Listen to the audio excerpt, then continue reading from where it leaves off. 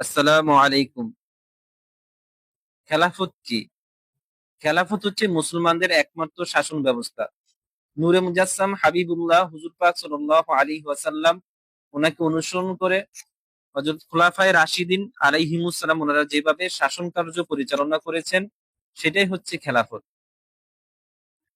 খেলাফতের অপর নাম শান্তি ও ইনসাফ। খেলাফত কায়েম হওয়ার অর্থ হচ্ছে দুনিয়ার জমিনটা জান্নাতে পরিণত হয়ে যাওয়া, যা পৃথিবীবাসী হাকিকিভাবে উপলব্ধি করেছিল হযরত খোলাফায়ে রাশিদিন আলাইহিমুস সালাম ওনাদের খেলাফত কালে। বর্তমানে যদি হযরত খোলাফায়ে রাশিদিন আলাইহিমুস সালাম ওনাদের অনুসরণে খেলাফত প্রতিষ্ঠা করা যায়, তাহলে জনগণ অনুরূপ সুখ, শান্তি ও ইনসাফ লাভ করতে পারবে। খেলাফতটা কতটুকু ইনসাফ ও শান্তির কারণ, এটা সংক্ষেপে বলা যেতে পারে। দ্বিতীয় খলিফা হযরত ফারুক আজম আলাইহিস সালাম যিনি উমর ইবনে খাত্তাব আলাইহিস সালাম তিনি বলেন, আমার খেলাফত কালে সুদূর ফুরাতের তীরেও যদি একটা কুকুর না খেয়ে মারা যায়, তাহলে এজন্য আমাকে কিয়ামতের দিন মহান আল্লাহ পাক ওনার নিকট জবাবদিহি করতে হবে। সুবহানাল্লাহ।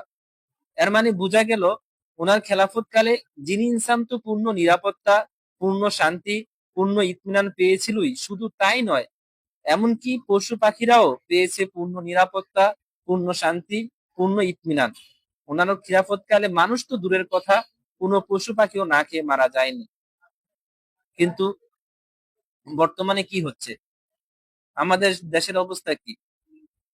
কাজেই প্রকৃত ইনসাফ এবং শান্তি পেতে হলে সবাইকে খেলাফতের পথে আসতে হবে।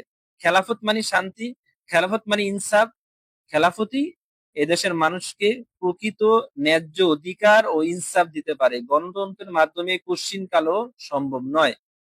তাই সবাই উচিত, দায়িত্ব কর্তব্য হচ্ছে হযরত খোলাফায়ে রাশিদিন আলাইহিমুস সালাম ওনাদের অনুসরণে খেলাফত প্রত্যাশা করা